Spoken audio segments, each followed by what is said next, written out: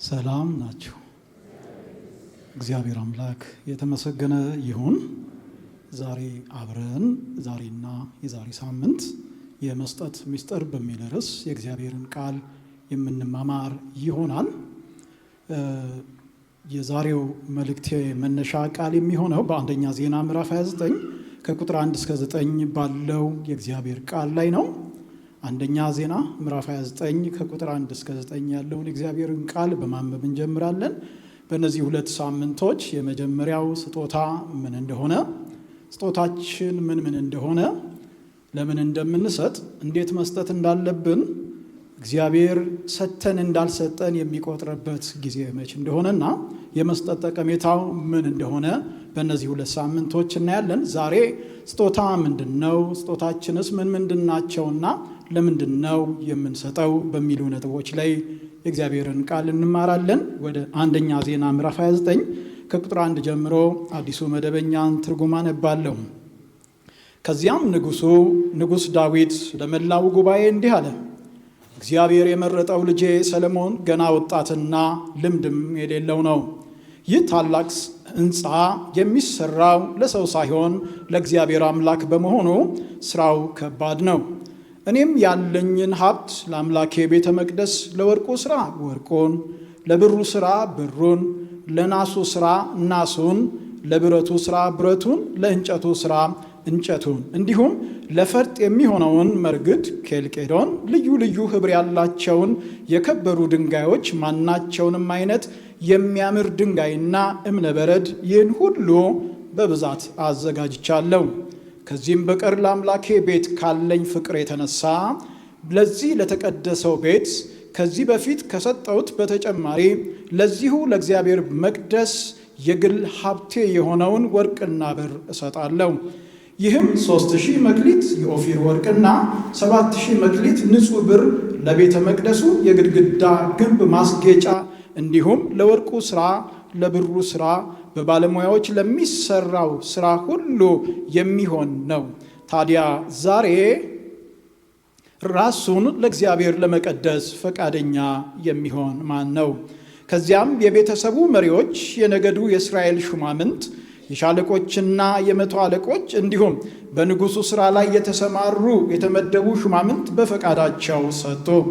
ለእግዚአብሔር ቤተ መቅደስ ሥራ የሰጡትም 5000 መክሊት ወርቅ፣ 10000 ዳሪክ ወርቅ፣ 10000 መክሊት ብር፣ 18000 መክሊት ናስ፣ 100,000 መክሊት ብረት ነው። የከበሩ ድንጋዮች ያለውም ሁሉ በጌዲሶናዊው በይኤል አማካይነት ወደ እግዚአብሔር ቤተ መቅደስ ግምጃ ቤት አስገባ። ስጦታው በእግዚአብሔር ፈቃድና በፍጹም ልብ የቀረበ ስጦታው በገዛ ፈቃድና በፍጹም ልብ የቀረበ በመሆኑ አለቆቹ ስላደረጉት የበጎ ፈቃድ ስጦታ ሕዝቡ ደስ አለው፣ ንጉሡም ዳዊት እንደዚሁ ደስ አለው ይላል። ስጦታ ምን ማለት ነው የሚለውን ሐሳብ ከማንሳቴ በፊት በአንድ ወቅት አንድ ከብቶች የነበሩት ሰው ከከብቶቹ መካከል አንዲቱ ላም አርግዛ ነበርና መች ትሆን ላሜ ወልዳ ልጆቼ ወተቱን፣ አሬራውን፣ አጓቱን፣ እርጎን የሚጠጡት እያለ ይናፍቅ ነበራል። ላሚቷ መውለዷ አይቀርም፣ ትወልዳለች። ስትወልድ መንታ ጥጆች ትወልዳለች፣ ነጭና ጥቁር ጥጆች ትወልዳለች። ባል በሆነው ነገር በጣም በመደሰት ከመስክ ሲሮጥ ወደ ቤት ይመጣል። ቤት በር እንደደረሰም ሚስት ሆይ ላማችን መንታ ጥጆች ወለደች፣ ነጭና ጥቁር ወለደች፣ እንኳን ደስ ያለሽ ይላታል። ሚስትም እግዚአብሔር የተመሰገነ ይሁን፣ ይህንን ሁሉ ያደረገ እግዚአብሔር ነው፣ ክብሩ ለእርሱ ይሁን አለች። ቀጠል አለችና እንግዲህ መጽሐፉ 2 ያለው 1 ይስጥ ይላል። ስለዚህ 2 የሰጠን እርሱ ነውና ከሰጠን አንዱን ለእርሱ እንሰጣለን ትላለች። ባል ደንገጥ ይልና አንቺ ደግሞ ቸኮል ፈጠን ብለሽ መስጠት ላይ ትሮጫለሽ። ለእግዚአብሔር ይደርሳል። ባይሆን ላማችን በቀጣይ ስታረግዝ 3 ስትወልድ አንዱን ያን ጊዜ ለእግዚአብሔር እንሰጣለን ይላል። ሚስትም በፍጹም አይሆንም፣ ይህንን ማን አየና የሆነው ከእርሱ ነውና መስጠታችን አይቀሬ ነው ትለዋለች። እንደማትለቀው ሲያውቅ እሺ ይሁንልሽ እንሰጠዋለን። ቀጠል ትልና ሚስት ታዲያ የቱን እንስጥ ነጩን ወይስ ጥቁሩን ብላ ትጠይቃለች። አንቺ ደግሞ በጣም ታመናፍሻለሽ ብለን ደግሞ ለእግዚአብሔር መልኩንም እኛ እንምረጥለት? ጥቁሩስ የእግዚአብሔር አይደል? ነጩስ የእግዚአብሔር አይደል? የወደደውን መውሰድ ይችላል ይላል። እሺ ይሁንልህ ብላ ሚስት ተስማማለች። ጥጆቹ ያድጋሉ። ከ3 ወር ቆይታ እድገት በኋላ ጥቁሯ ጥጃ ትሞታለች። ባል እንደለመደው ሲሮጥ ከመስክ ይመጣል። አቤት እንደደረሰው ሚስቴ ሆይ የእግዚአብሔር ጥጃ ሞተችበት አለ ይባላል። ስጦታ ምንድን ነው? ስጦታ ማለት ሌላውን ለመጥቀም አስቦ በፈቃደኝነት ካለን ነገር ማካፈል ማለት ነው። ስጦታ ማለት ሌላውን አካል፣ ሌላውን ወገን፣ ወንድምን፣ እህትን፣ ሌላውን አካል ለመጥቀም አስቦ ተገደን ወይም ደግሞ ተወትውተን ሳይሆን በበጎ ፈቃድ ካለን ነገር ማካፈል ማለት ነው። በሌላ ትርጉም ስጦታ ማለት እግዚአብሔርን ደስ የሚሰኝበትንና ሰዎች የሚጠቀሙበትን ነገር ለማከናወን የእግዚአብሔር ቃል በሚለው መሰረት የራስን ሕይወት እንኳን ሳይቀር ለጠያቂ ወይም ለሚያስፈልገው አካል ማካፈል ማለት ነው። ስጦታ እግዚአብሔርን ደስ የሚያሰኝ፣ ስጦታው ሌላውን ወገን ሊጠቅም የሚችል ካለን ነገር የሕይወት መስዋዕትነት እንኳን የሚጠይቅ ቢሆን የሕይወት መስዋዕትነትን እንኳን ሳይቀር የምንሰጥበት ነገር ማለት ነው። በሌላ ትርጉም ስጦታ ማለት ከእግዚአብሔር እንደተቀበልን ማሳያና ለእግዚአብሔር ያለንን አክብሮት፣ ለእግዚአብሔር ያለንን ፍቅርና እግዚአብሔርን የምናመልክበት የአምልኮ መገለጫ ነው። ስንሰጥ የሰራዊቱን ጌታ ልዑል እግዚአብሔርን እያከበርነው ነው። ስንሰጥ ለአምላክ ለእግዚአብሔር የሚገባውን አምልኮ እየሰጠን ነው። ስንሰጥ እግዚአብሔርን መውደዳችንን እየገለጥን ነው። በአጭር ቃል ስጦታ ማለት እግዚአብሔርን ማክበር ማለት ነው። ስጦታ ማለት እወድሃለሁ እያልን አምላካችንን በተግባር ፍቅራችንን የምንገልጥበት መንገድ ነው። ስጦታ ማለት ከመዘመርም ባሻገር ጌታ አምላካችንን የምናመልክበት መንገድ ነው። በሌላ ትርጉም ስጦታ ማለት ንብረትነቱ የእግዚአብሔር የሆነን ነገር ለሚገባው አካል በመልእክተኝነት ማድረስ ማለት ነው። እንደሚታወቀው የሰራዊት ጌታ እግዚአብሔር እኔና እናንተ አሁን በደረስንበት ደረጃ መድረስ እንድንችል አቅምም ጉልበትም ችሎታም የሰጠን እግዚአብሔር ነው። በእጆቻችን ያሉ ሀብት ንብረቶች የኔና የናንተ አይደሉም። እኔና እናንተ ባለ አደራዎች ነን። እያንዳንዳችን እጅ ያለው ሀብት ንብረት የባለቤቱ የእግዚአብሔር ነው። ስለ መስጠት ስናስብ ንብረትነቱ የእግዚአብሔር የሆነን በእጆቻችን ያለውን ነገር በባለአደራነት አምላክ እግዚአብሔር አድርስ ላለን አካል በደስታ በታማኝነት የምናደርስበት መንገድ ነው። በአጭር ቃል ስጦታ ይህ ማለት ከሆነ እንድንሰጥ የሚጠበቅብን የስጦታ አይነቶች ምን ምንድን ናቸው? አንደኛውና ዋነኛው የመጀመሪያው የስጦታ አይነት ራሳችንን ነው። ከሌሎች ነገሮች አስቀድመን መስጠት የሚገባን ማንነታችንን ነው። መጽሐፍ ቅዱሳችን በሁለተኛ ቆሮንቶስ ምዕራፍ 8 ከ1 እስከ 5 ባለው ክፍል ላይ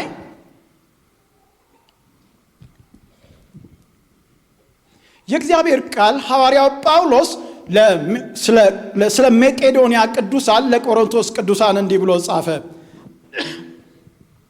ወንድሞች ሆይ እግዚአብሔር በመቄዶንያ ላሉት አብያተ ክርስቲያናት የሰጠውን ጸጋ እንድታውቁ እንፈልጋለን።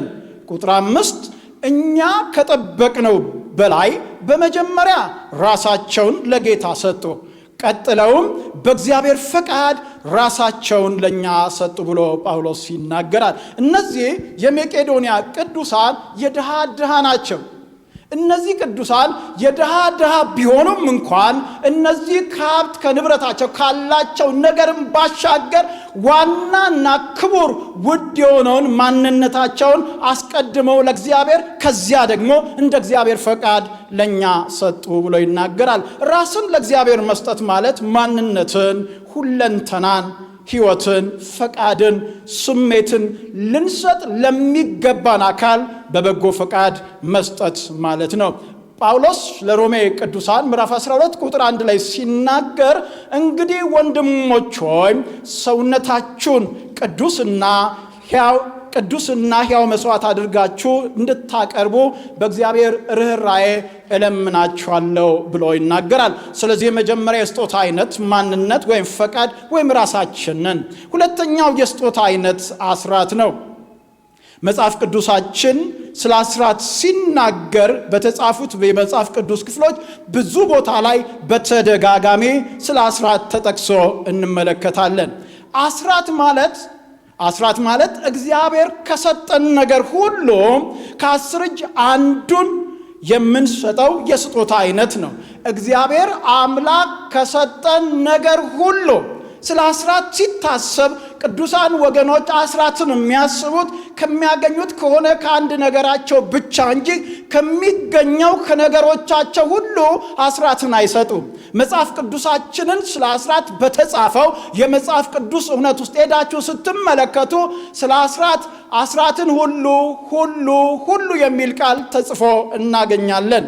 በመጽሐፍ ቅዱሳችን በትንቢተ ሚልክያስ ምዕራፍ 3 ከቁጥር 8 እስከ 10 ባለው ክፍል ውስጥ የእግዚአብሔር ቃል ሲናገር እግዚአብሔር እንዲህ ይላል፣ ሰው እግዚአብሔርን ይሰርቃልን? እናንተ ግን እኔን ሰርቃችኋል። እናንተም የሰረቅን በምንድን ነው ብላችኋል? በአስራትና በበኩራት ነው። እናንተ ሕዝብ ሁሉ እኔን ሰርቃችኋልና በእርግማን እርጉማን ናችሁ። በቤቴ ውስጥ መብል እንዲሆን አስራቱን ሁሉ ወደ ጎተራ አግቡ ብሎ ይናገራል። በቤቴ ውስጥ ምን እንዲሆን? መብል እንዲሆን አስራትን አይደለም፣ አስራትን ሁሉ ነው የሚለው። ስለዚህ ስለ አስራት ስናስብ አስራት ከአንድ ደሞዛችን ብቻ ወይም ደግሞ ከአንዱ የንግድ ትርፋችን ብቻ ለእግዚአብሔር ቤት ስራ የምንሰጠው የስጦታ አይነት ሳይሆን ከሚገኘው ከገቢዎቻችን ሁሉ ከ10 እጅ አንዱን ከ100 እጅ 10ን ለእግዚአብሔር ቤት ስራ የምናውለው ስጦታ ነው። መጽሐፍ ቅዱሳችን ስለ አብርሃም ሲናገር ዘፍጥረት 14 ቁጥር 20 ላይ አብርሃምም ከሁሉ አስራትን አወጣ ይላል። ከማረከው ከምርኮ ሁሉ ከተለያየ የምርኮ አይነቶች አስራትን እንዳወጣ ይናገራል። ያዕቆብም ለእግዚአብሔር ስዕለትን ሲሳል ከሰጠኸኝም ሁሉ ላንተ ከ10 እጅ አንዱን እሰጥሃለሁ አለ። ስለዚህ ስለ አስራት ስናስብ ማሰብ የሚገባን ነገር አስራት ከአንድ ነገር ለእግዚአብሔር ቤት ስራ የሚሰጥ የስጦታ አይነት ሳይሆን ከሚገኘው ከገቢ ሁሉ ከደሞዝ፣ ከንግድ ትርፍ፣ በትርፍ ሰዓት ከምናገኘው ደሞዝ፣ ከልዩ ልዩ መንገድ ከሚገኘው ገቢዎቻችን በታማኝነት ለሰራዊት ጌታ ለእግዚአብሔር ከ10 እጅ አንዱን የምንሰጠው የስጦታ አይነት ነው። ሌሎችም መጽሐፍ ቅዱስ ክፍል ሄዳችሁ ስታነቡ እንዲሁ ነው የሚናገረው። ሁሉ ከሁሉ የሚሉ ክፍሎችን እናያለን። ሶስተኛው የስጦታ አይነት በኩራት ነው። መጽሐፍ ቅዱሳችን ስለ በኩራት ሲናገር በኩራት ማለት ፊተኛ፣ ቀዳሚ፣ የመጀመሪያ ማለት ነው። በኩራት መስጠት ማለት እግዚአብሔርን በነገሮቻችን ሁሉ የመጀመሪያና ፊተኛ ማድረጋችን ነው። መጽሐፍ ቅዱሳችን በምሳሌ መጽሐፍ ምዕራፍ 3 ቁጥር 9 ላይ እግዚአብሔርን ከሀብት ሁሉ አክብር፣ ከፍሬህም ሁሉ በኩራት ብሎ ይናገራል። ምሳሌ 3:9 እግዚአብሔርን ከሀብት ሁሉ አክብር፣ ከፍሬም ሁሉ በኩራት ይናር። ዘጸአት 22:29 ላይ ሲናገር የእህልን ወይም የወይን ጠጅን በኩራት ለኔ ከማቅረብ ወደ ኋላ አትበል ይላል። ስለዚህ ስለ በኩራት ሲታሰብ ብዙ ጊዜ በኩራት የሚታሰበው በገጠሩ ማህበረሰብ ከብቶች ያላቸው ወገኖቻችን ላሞቻቸው፣ ፍየሎቻቸው፣ በጎቻቸው የመጀመሪያ አብራክ ከፋቹን የሚሰጡት የስጦታ አይነት ነው። ወደኛ ስንመጣ ደግሞ ደሞዝተኛ የሆነን ሰዎች የምንሰራበት የምንተዳደርበት መስሪያ ቤት በአመት ውስጥ ከሚጨምርልን ደሞዝ ሊኖር ይችላል፣ እድገት ሊኖር ይችላል። በደሞዞቻችን ላይ በየአመቱ ሊሆን ይችላል፣ በአመቱ ሁለት ሊሆን ይችላል። የሚጨመረው የመጀመሪያው ጭማሪ ከዚህ ቀደም በደሞዛችን ላይ ያልነበረው 10,000 ቢጨመር 20,000 ቢጨመር እርሱ የኔና የናንተ ፊተኛ በኩር ነው። ስለዚህ ከምናገኘው ከተጨመረልን ጭማሪ ሳይሸራረፍ ጭማሪውን ሙሉ ለእግዚአብሔር ቤት በኩር ብለን የምንሰጠው የስጦታ አይነት ነው። አገልጋዮች በአገልግሎት ቤተክርስቲያን የምትከፍላቸው ተጨማሪ በየአመቱ ሊሆን ይችላል፣ በአመቱ ለሁለቴ ሊሆን ይችላል፣ ከዚያም በላይ ሊሆን ይችላል። የሚጨመረው ፊተኛ በደሞዛችን ላይ የሚመጣው ጭማሪ እርሱ በኩር ነው። ደሞዝተኛ ያልሆንን ስራ የሌለን ወገኖች ወደ ስራው ዓለም ስንገባ የመጀመሪያ የሚከፈለን ሙሉ ደሞዝ ሳይሸራረፍ የምንሰጠው በኩር ነው። በንግዱ ዓለም የተሰማራን ሰዎች አዳዲስ የንግድ ስራ ብንከፍት ያ የመጀመሪያው የተከፈተው የንግድ ስራ ትርፋችን እርሱ የኔና የናንተ በኩር ነው። ስለዚህም ስለ በኩራት ስናስብ ከዚህ ቀደም ወደኛ ቤት ያልመጣ ፊተኛው ነገራችን በኩር ብለን ሙሉን ለእግዚአብሔር ቤት የምንሰጠው ነው። አራተኛ የስጦታ አይነት መባ ነው። መባ ማለት ወደ እግዚአብሔር ቤት በሄድን ጊዜ ሁሉ ባዶ እጃችንን ሳንሆን በልብ ደስታ፣ በራሳችን ውሳኔ፣ በአቅማችን መጠን የምንሰጠውን ስጦታ አዘጋጅተን የምንሰጠው የስጦታ አይነት ነው። መባ ማለት የሆነ በሕግ የተደነገገ ጥቃቅን ነገሮችን ለእግዚአብሔር የምንሰጠው የስጦታ አይነት አይደለም። መባ መጽሐፍ ቅዱሳችን እንደሚነግረን ዘጸአት ዘዳግም ምዕራፍ 16 ከ16 እስከ 17 ባለው ክፍል ላይ ማንም ሰው በእግዚአብሔር ፊት ባዶ እጁን አይቅረብ፣ አምላክ እግዚአብሔር በባረከ መጠን እያንዳንዱ እንደ ችሎታው መጠን ይስጥ ይላል። ስለ መባ ሲታሰብ መባ ማለት ከብዙ ብሮቻችን መካከል ጥቂቱን ነገር ፈልቅቀን የምንሰጠው የስጦታ አይነት ሳይሆን ወደ አምላካችን ቤት ስንመጣ ባዶ እጃችንን ሳንሆን እግዚአብሔር አምላክ ምን ባለን መጠን በባረከን መጠን፣ እግዚአብሔር አምላክ በጎበኘን መጠን፣ እግዚአብሔር አምላክ ቸርነት ባደረገልን መጠን በዚያ ሳምንት ውስጥ በተጎበኘነው ልክ የምንሰጠው የስጦታ አይነት ነው። በአንድ ጊዜ አንድ አገልጋይ አሁን አሜሪካ ነው የሚኖረው፣ እኔ በመስጠት ብዙ አይደለሁም አለ።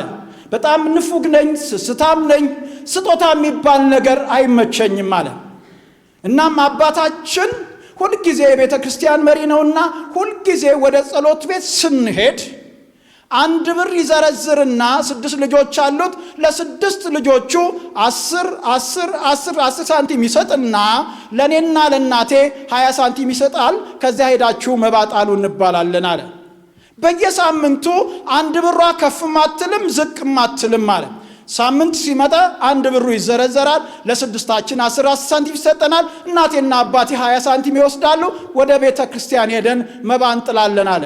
የሚገርመው እኔ 10 ሳንቲም መስጠትም ስለሚከብደኝ ሰፈሬ ወዳለው ሱቅ ሄጄ ከረሜላ በልቼ ወደ ጸሎት ቤት ሲሄድ መባቃ ውስጥ አልጣልክም እንዳልባል ቸርች ሰፈር የሚገኘው ከደጅ ጠጠር አንስቼ ኪሴ ውስጥ ከትቼ ወደ ጸሎት ቤት እገባለሁ አለ። ልክ የመባቃ ሲዞር እኔም እንደ መባጣዮች ጠጠሬን እጥላለሁ አለ። ይህ በየሳምንቱ የማደርገው ተግባሬ ነው አለ። አደግኩኝ፣ ወንጌላዊ ሆኜ ወደ አዲስ አበባ መጣሁ አለ። የመስጠቱ ነገር ግን አሁንም አይመቸኝም አለ። ስጦታ የሚባል ነገር ደስ አይለኝም አለ።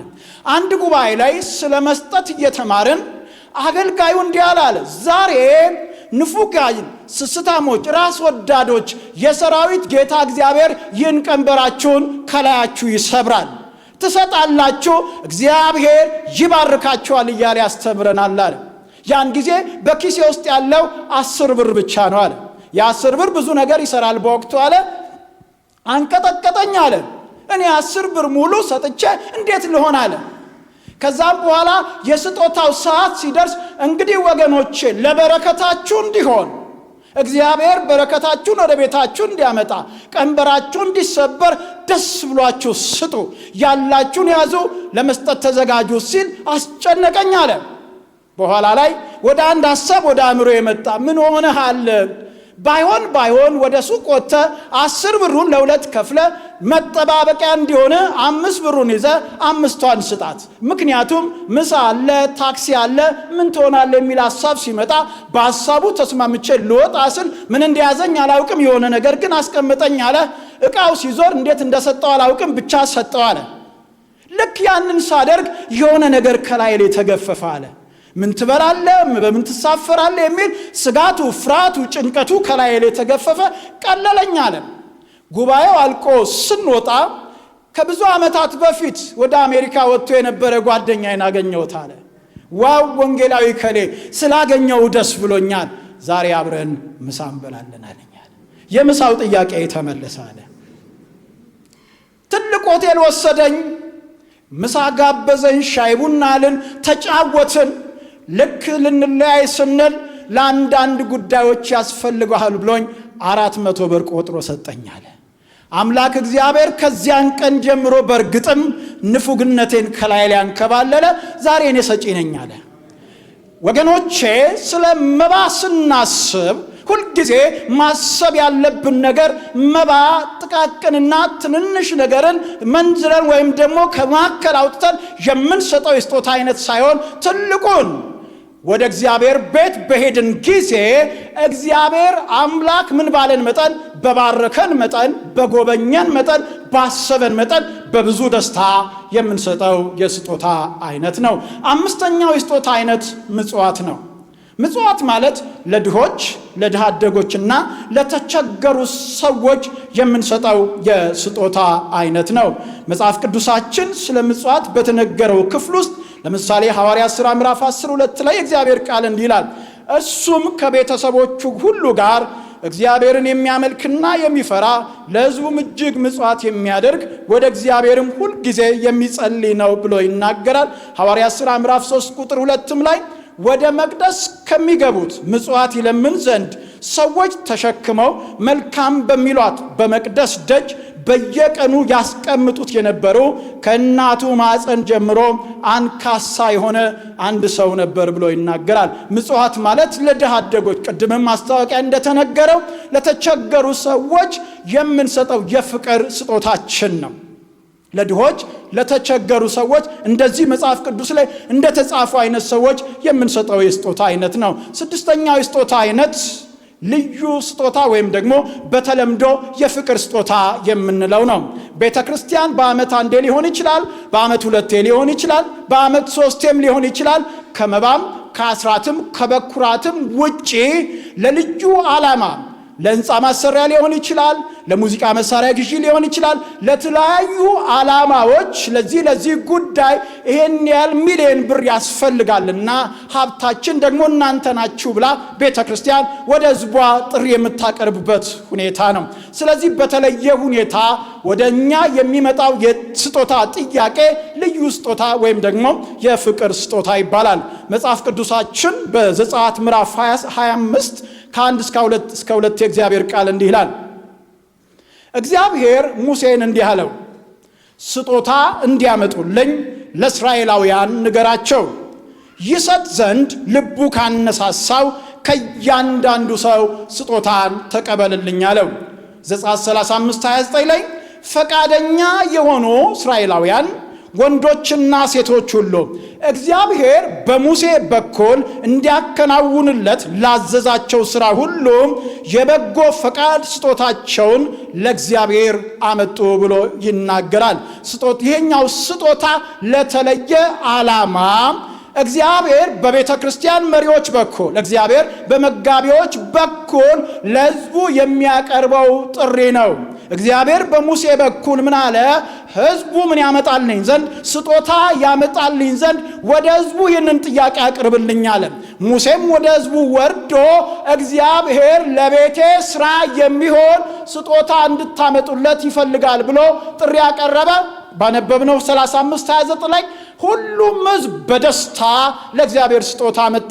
ሄዳችሁ ምዕራፍ 36 ከ4 እስከ 7 ስታነቡ ከስጦታው መብዛት የተነሳ ኮሌክት የሚያደርጉት የስጦታው ፈንድሬዘሮች መጥተው ሙሴ ስጦታው ከምናችን በላይ ነው፣ ከአቅማችን በላይ ነው፣ ሕዝቡ ስጦታውን እንዲያቆም ይነገረው ተብሎ ተነገረ። ስለዚህ እግዚአብሔር አምላክ በተለየ ጉዳይ ቤተክርስቲያንን ተጠቅሞ ጥሪ የሚያቀርብበት የስጦታ አይነት ነው። ስለዚህ እኔና እናንተ ለተጠየቅነው ጥያቄ ደስ ብሎን እንድንሰጥ የእግዚአብሔር ቃል ይመክረናል። እንግዲህ የስጦታ አይነቶች ራሳችን አስራት፣ በኩራት፣ መባ፣ ልጅ ስጦታና ምጽዋት ከሆነ የምንሰጥበት ዓላማው ምንድን ነው? ለምንድን ነው የምንሰጠው?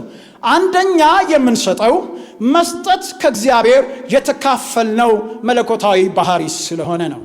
እግዚአብሔር አምላክ በባህሪው ምንድን ነው? አቤት! እግዚአብሔር ሰጪ ነው። እግዚአብሔር ለጋስ ነው። እግዚአብሔር ደግ ነው። እግዚአብሔር ቸር ነው። እግዚአብሔር ብዙ ባህሪያቶች አሉት። ከባህሪያቶቹ አንዱ ለጋስነቱ ነው፣ ቸርነቱ ነው፣ ሰጪነቱ ነው። እኔና እናንተ ደግሞ ከእግዚአብሔር አምላክ በክርስቶስ ኢየሱስ አምነን ከዳንን በኋላ እግዚአብሔር አምላክ የመለኮታዊ ባህሪው ምኖቹ እንድንሆን፣ ተካፋዩ እንድንሆን እግዚአብሔር ራሱን ሰጥቶን። ስለዚህ የመለኮታዊ ባህሪው አንዱ ሰጪነት ስለሆነ እግዚአብሔር ደግሞ ቸር ስለሆነ ልጆቹ የሚያምርባቸው ቸሮች ሲሆኑ ነው። እኔና እናንተ የእግዚአብሔር ልጆች ስንሰጥ እግዚአብሔር ደስ ይሰኛል። ምክንያቱም እግዚአብሔር ለጋስነትን፣ ደግነትን፣ ቸርነትን፣ ሰጪነትን በእኔና በእናንተ ውስጥ ስላካፈለ። መጽሐፍ ቅዱሳችን ሁለተኛ ጴጥሮስ ምዕራፍ 1:4 ላይ ምን ይላል?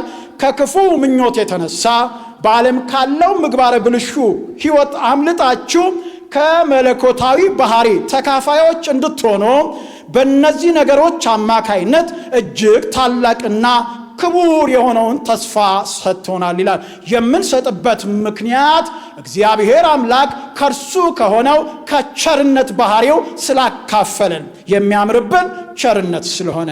ንፉግነት አያምርብንም፣ ራስ ወዳድነት አያምርብንም፣ ስስትነት አያምርብንም። ለምን ሲባል የአባታችን ባህሪ ስላልሆነና ከአባታችን ባህሪ ደግሞ ቸርነትን ስለተካፈልን።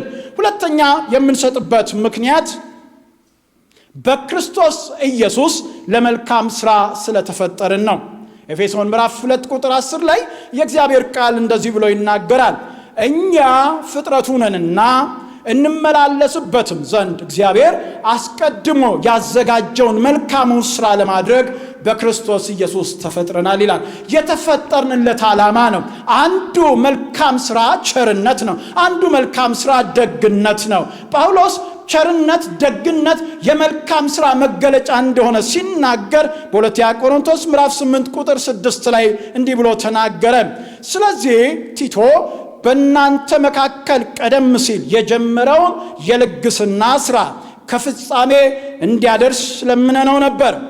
እናንተም በሁሉ ነገር ይኸውም በእምነት፣ በቃል፣ በእውቀት፣ በፍጹም ትጋትና ለእኛም ባላችሁ ፍቅር ልቃችሁ እንደተገኛችሁ በዚህም የቸርነት ሥራ ልቃችሁ እንድትገኙ አደራ እንላችኋለን ይላል። ስለዚህ የተፈጠርነው ለመልካም ሥራ ነው። ከመልካም ሥራ አንዱ ደግሞ ቸርነት ስለሆነ እንሰጣለን። ሦስተኛው የምንሰጠው መጽሐፍ ቅዱሳችን ከሚቀበል ይልቅ ምን ይላል? የሚሰጥ ምንድነው? ብፁዕ ነው ስለሚል ነው። ሐዋርያት ሥራ ምዕራፍ 20:35 ላይ ሐዋርያው ጳውሎስ እንደዚህ አለ። በጉልበታችን ደክመን ችግረኞችን መርዳት እንዳለብን ባደረኩት ሁሉ አሳይቻችኋለሁ። ከሚቀበል ይልቅ የሚሰጥ ብፁዕ ነው ያለውን የጌታ የኢየሱስን ቃል አስታውሱ ወይም ደግሞ እናስታውስ ብሎ ይናገራል። የምንሰጠው መጽሐፍ ቅዱሳችን ሰጭነትን እንጂ ተቀባይነትን ስለማያበረታታ፣ እጆች ሲሰረጉ ለልግስና እንዲዘረጉ፣ እጆች ሲሰረጉ ለደግነት እንዲዘረጉ፣ እጆች ሲዘረጉ ለቸርነት እንዲዘረጉ ሳይሆን ለመቀበል እንዲዘረጉ ስለማያበረታታ ከሚቀበል ይልቅ የሚሰጥ ብፁዕ ነው ያለውን የማንን ቃል አስታውሱ?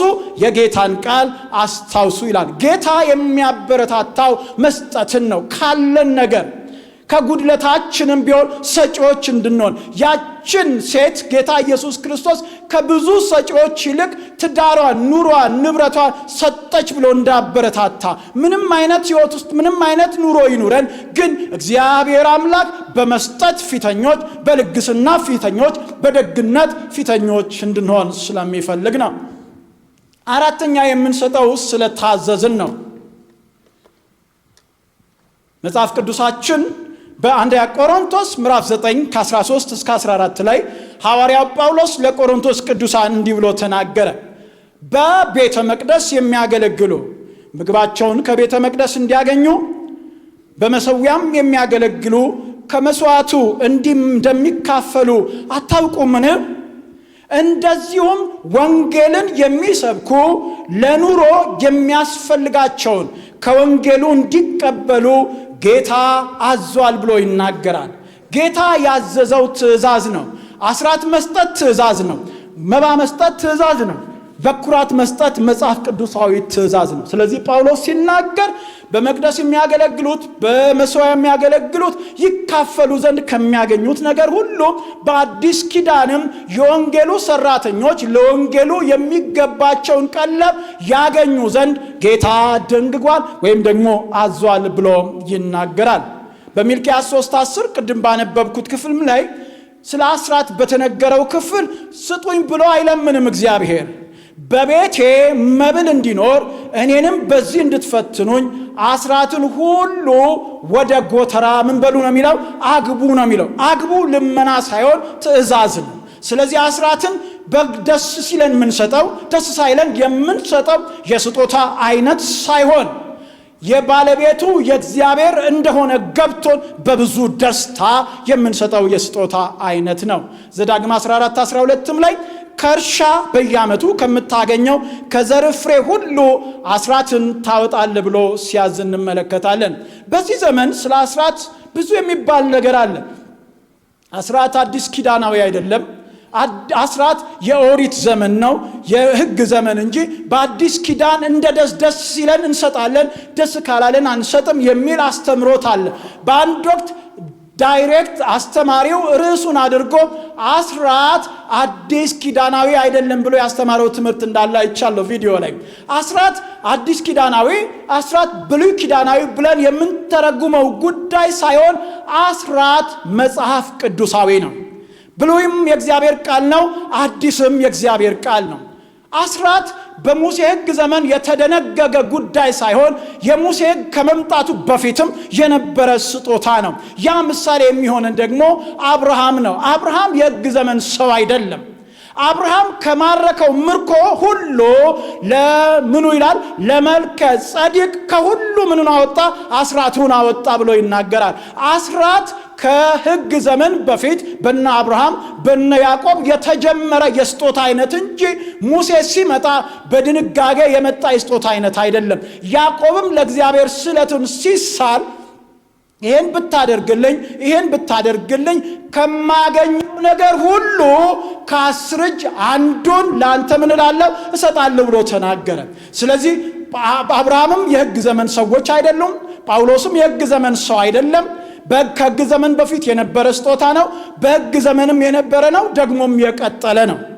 ስለዚህ ሁላችን ከእንደዚህ አይነት የክህደት አስተምሮ ራሳችንን በመጠበቅ ለእግዚአብሔር አምላክ ቤት ሥራ ይሆን ዘንድ አስራታችንን ቢሆን በኩራታችንን ቢሆን በታማኝነት እንሰጥ ዘንድ የእግዚአብሔር ቃል ይመክረናል። ጌታችንና መድኃኒታችን ኢየሱስ ክርስቶስ በማቴዎስ ወንጌል ምዕራፍ 5 ከ17 እስከ 19 ባለው ክፍሉ ሲናገር የመጣሁት ሕግን ልሽር አይደለም ይልቁኑ ምን ነው ልፈጽም ነው ብሎ እንደተናገረ እንመለከታለን።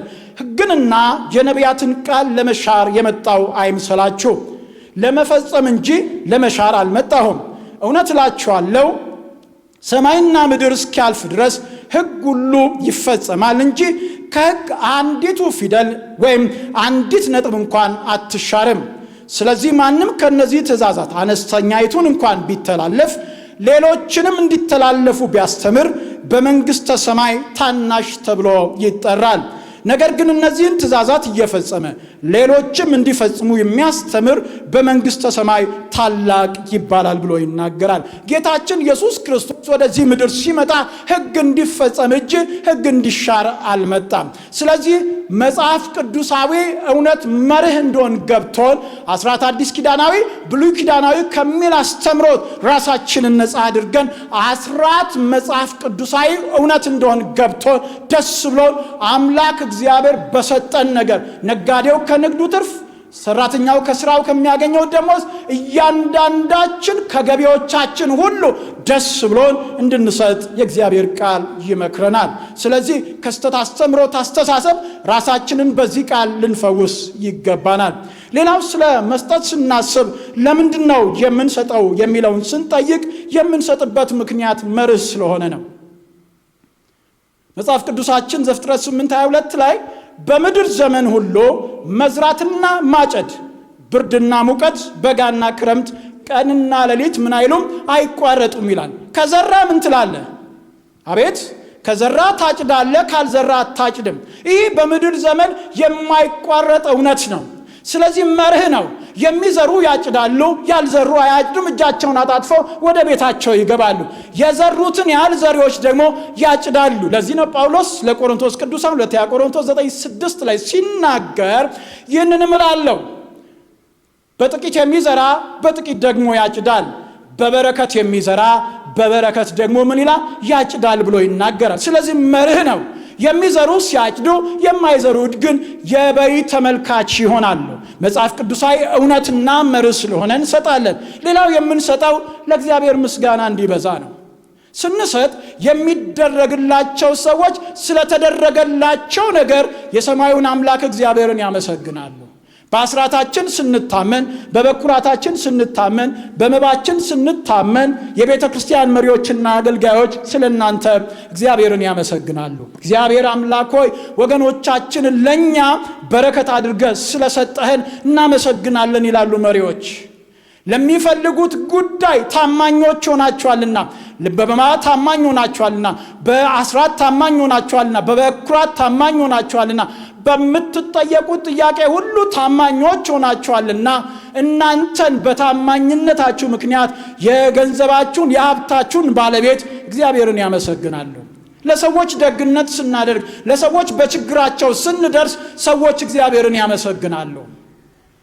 ሰዎች ተቸግረው ግራ ገብቷቸው የሚበሉት የሚጠጡት አጥተው የሚለብሱት ግራ ገብቷቸው አንተ እያለ ስሰቃይ ዝም ብለህ ታያለህ ከሚሉ በእኔና በእናንተ ምክንያት ሰዎች የሰራዊት ጌታ እግዚአብሔርን እንዲያመሰግኑ እግዚአብሔር ለዚህ ምክንያት ያድርገን። እግዚአብሔር መመስገኛው አንዱ ምክንያት የኔና የእናንተ ሰጪነት ነው። ስንሰጥ የተደረገላቸው ሰዎች በብዙ የሰራዊቱን ጌታ እግዚአብሔርን ያመሰግናሉ። ስለዚህ ለእግዚአብሔር ምስጋና ምክንያት እግዚአብሔር ያድርገን። ሰዎች ለእግዚአብሔር መሰደብ ምክንያት አያድርጉን። ሰው በእኛ ምክንያት እግዚአብሔር ይመስገን እንጂ እግዚአብሔር አይሰደብ። አንተ እያለ ስራብ ዝም ብለህ ታያለህ የሚሉ ሰዎች አይብዙ። አንተ እያለ ስራቆት ዝም ብለህ ታያለህ የሚሉ ሰዎች አይብዙ። አንተ እያለ እንዲሆኜ ተሰቃይቼ ስኖር ዝም ብለህ ታያለህ የሚሉ ሰዎች አይብዙ። በእናንተ ምክንያት ግን እናንተ እያላችሁ ለጋሾች በመሆናችሁ፣ ደጎች በመሆናችሁ፣ ቸሮች በመሆናችሁ፣ በመስጠታችሁ ምክንያት ወንድም ከሌንና እህት ከሌን አስነስተ ረሃቤን ስላስታገስከው፣ ልብስ ስለሰጠኝ፣ ስላለበስከኝ በብዙ ተመስገን የሚሉ ሰዎችን እግዚአብሔር በእኛ ምክንያት ያብዛ። የምንሰጠው ለእግዚአብሔር ምስጋና ምክንያት እንድንሆን ነው። አንድ ወቅት አንድ እናት ሁልጊዜ ወደ መድረክ እየመጡ ያመሰግናሉ አሉ። ቀሚስ ሲሰጣቸው ፓስተርን አስፈቅደው ፓስተር ዛሬ ምስጋና ምክንያት አለኝና ፍቀድልኝ ይላሉ። መጥተው ዛሬ ወገኖቼ ይገርማቸዋል እግዚአብሔር ቀሚስ ሰጠኝ ብለው ያመሰግናሉ አሉ። በሌላም ቀን ብቻ ይደረግላቸው፣ ጫማ የሚሰጣቸው፣ ነጠላ የሚሰጣቸው፣ ጋቢ የሚሰጣቸው ብቻ ሲደረግላቸው ወደ ፓስተሩ መጥተው ጉባኤ ላይ ዛሬ ምስጋና አለኝ አትከልክለኝ ይላሉ። ፓስተርም ይፈቅድላቸዋል። እኚህ እናት ቆመው ያመሰግናሉ። በምስጋና የተሞሉ እናት ናቸው። ስለተደረገላቸው ነገር እግዚአብሔርን ያመሰግናሉ። አንድ ወቅት ጉባኤ መካከል በእኚህ እናት ምስጋና አንዱ ተበሳጨ። አላበዙትም። እንዲህ አለ፣ ጋቢ ሰጠኝ፣ ጫማ ሰጠኝ፣ ነጠላ ሰጠኝ፣ ቀሚስ ሰጠኝ እያሉ ምን ይዘባርቃሉ? ሰራላቸዋለሁ አላሉ ሰውየው። ከዛም ሳምንት ሲደርስ 50 ኪሎ ጤፍ አስፈጭቶ አሉ በሰራተኛ ቤታቸው ላካሉ። ልክ እኚህ እናት ማለዳ ነግተው በራቸውን ከፈት ሲያደርጉ የተፈጨ 50 ኪሎ ጤፍ ያገኙ። ቀና አሉና አንተም ማያልቅብህ ዛሬም ደግሞ በምስጋና ወደ ቤት እንድመጣ ምክንያት ሆንከኝ። ልጆች ጠርተው ጤፉን ወደ ቤት አስገብተው ወደ ጸሎት ቤት መጡ። ፓስተር ዛሬ ለየት ያለ ነው፣ በፍጹም ልትከለክለኝ አይገባም፣ ጌታዬን በብዙ ላመሰግነው ይገባል አሉ። ተፈቀደላቸው። ይገርማችኋል ወገኖቼ፣ የዛሬው ይለያል። ገና ማለዳ ከእንቅልፌ ነቅቼ በሬን ከፈት አድርጌ ስወጣ 50 ኪሎ ጤፍ የተፈጨ አገኘው። የዚህን ጤፍ ባለቤት እግዚአብሔርን ብለው ሲጀምሩ ያ የሚሰራላቸው ሰው ቆሞ ዝም በሉ፣ ውሸታቸውን ነው፣ ጤፉን እግዚአብሔር አልሰጣቸውም፣ እኔ ነኝ ጤፉን ሰራተኛ ልኬ ወደ ቤታቸው ወሰድኩት አለ። ጉባኤው ጸጥ አለ። እኚህ እናት የዋዛ አይደሉምና ምን አልክ አንተ? የእግዚአብሔር ኩሊ።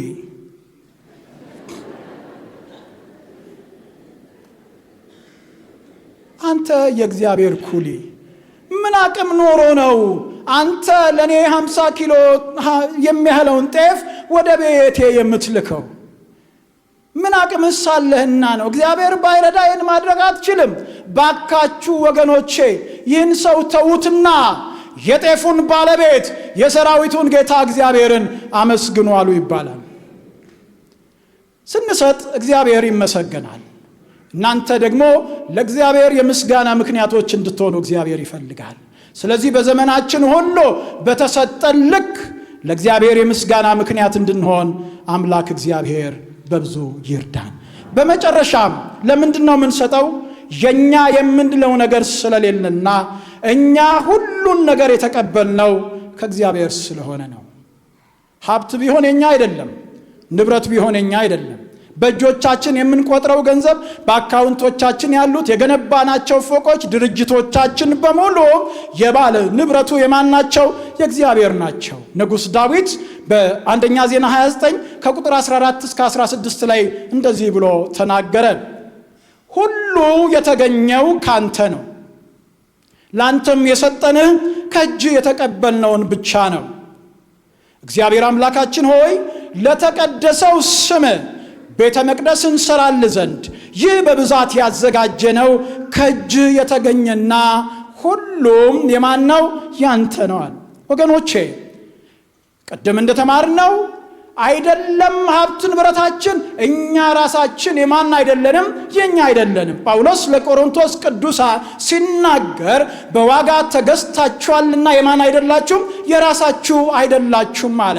እኔና እናንተ የኛ የሆነው ሀብት ንብረት ሁሉ የባለቤቱ የእግዚአብሔር ነው። እኔና እናንተ ባለ አደራዎች ነን።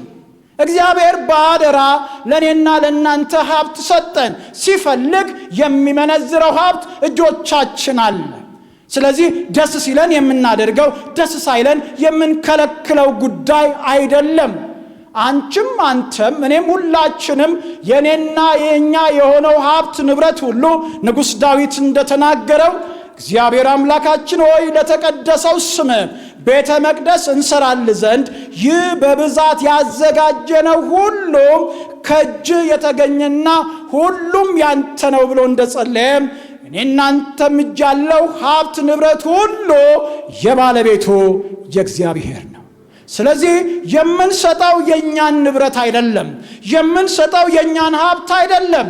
እግዚአብሔር ሀብት እንድናፈራ አቅም የሰጠንን በአደራ ያስቀመጠንን በእኛ ዘንድ የተቀመጠውን ሀብት ንብረት ነው። ለዚህም ነው ጳውሎስ እንዲህ አለ ለቆሮንቶስ ቅዱሳን ምዕራፍ 4 አንደኛ ቆሮንቶስ 4:7 ላይ እንዲህ አለ፣ ለመሆኑ አንተን ከሌላው እንድትበልጥ ያደረገህ ማን ነው? ያልተቀበልከው የራስህ የሆነ ነገር ምን አለ? ከተቀበልክ ታዲያ እንዳልተቀበልክ ለምን ትመካለህ ይላል። ቆመን ከኔ የሆነ ምን አለ ጌታ ሁሉ ያንተ ነው እያልን እናዜምና እንጸልያለን።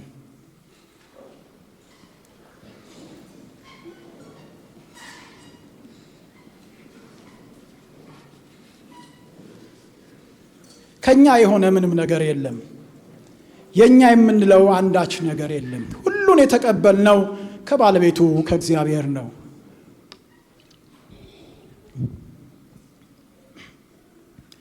ከኔ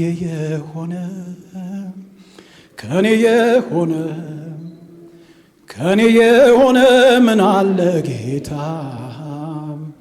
ከኔ የሆነ ምናል ሁሉ ካንተ ነው፣ ሁሉ ካንተ ነው፣ ሁሉ ካንተ ነው፣ ሁሉ ባንተ ነው ጌታ ኢየሱስ፣ ሁሉ ባንተ ነው የሆነ ከኔ የሆነው ከኔ የሆነ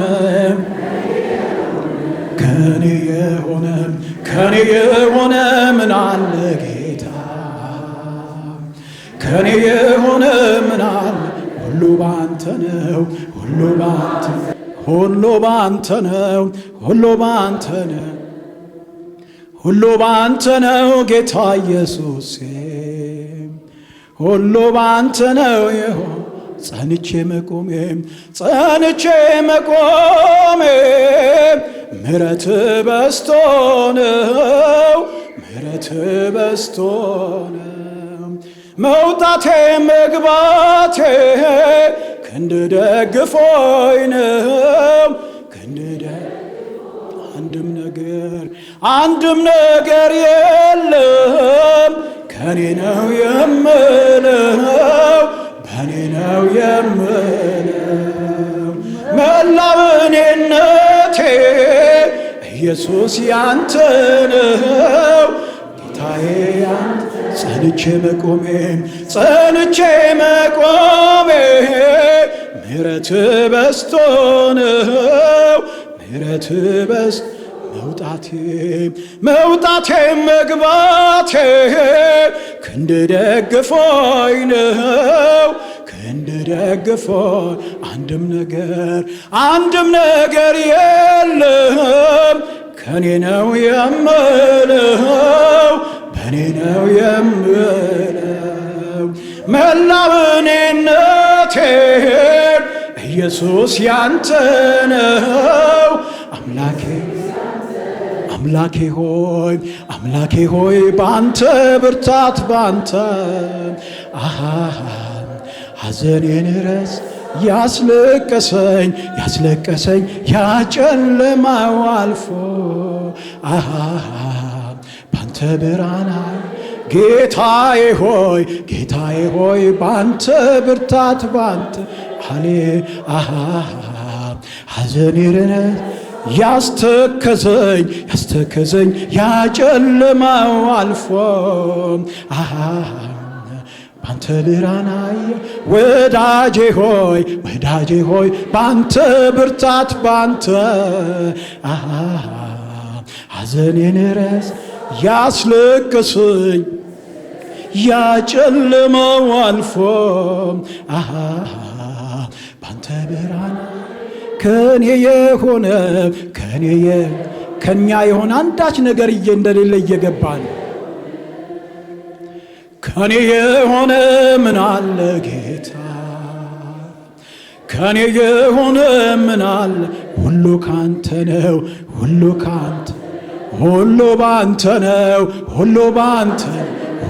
ባንተ ነው ሁሉ ባንተ ነው ጌታ ኢየሱስ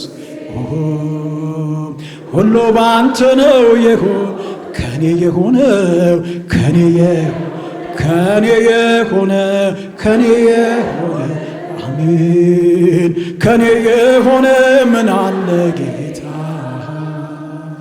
ከኔ የሆነ ምን አለ ሁሉ ባንተ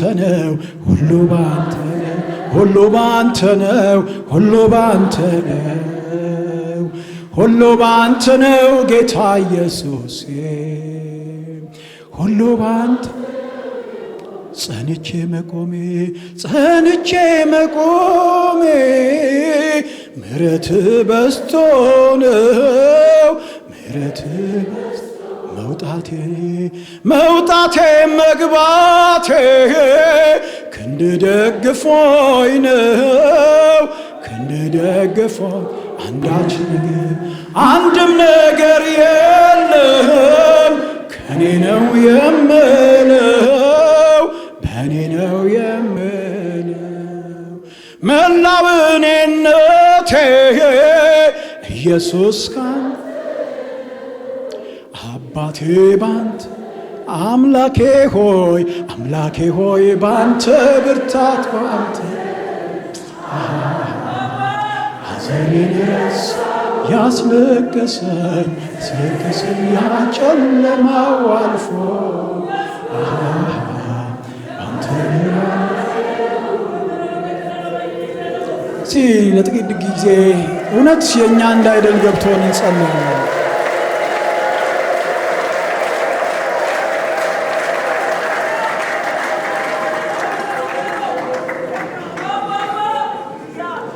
ንጉሥ ዳዊት እንዲህ አለ፣ ሁሉ የተገኘው ካንተ ነው፣ ላንተም የሰጠንህ ከእጅ የተቀበልነውን ብቻ ነው። እግዚአብሔር አምላካችን ሆይ ለተቀደሰው ስም ቤተ መቅደስ እንሰራልህ ዘንድ ይህ በብዛት ያዘጋጀነው ሁሉ ከእጅ የተገኘና ሁሉም ያንተ ነው ሲል እግዚአብሔር እንበለው ከኔ በኋላ። አምላኬ እግዚአብሔር ሆይ ሁሉ የተገኘው ካንተ ነው፣ ላንተም የሰጠሁ ወደፊትም የምሰጥህ ከእጅ የተገኘና ካንተ የተቀበልኩት ብቻ ነው። አምላኬ ሆይ ለተቀደሰው ስም ለሚያስፈልገው አገልግሎት በብዛት እሰጥ ዘንድ አቅም ሁነኝ። ከእጅህ እንደተቀበልኩ ፈጽሞ እንዳልረሳ እርዳኝ፣ ጸጋ ያግዘኝ። አሜን። ጌታ አምላክ እግዚአብሔር ሆይ እናመሰግንሃለን። ዛሬ በሚፈውሰው ቃልህ ስለመከርከን ክብር ላንተ ይሆን። መጽሐፍ እንደሚለው ቃሉላ ከፈወሳቸው ከጥፋታቸውም ማዳናቸው ተብሎ እንደተጻፈ የሰማነው ቃል በእውነት ካለማወቅ ነገር ይፈውሰን።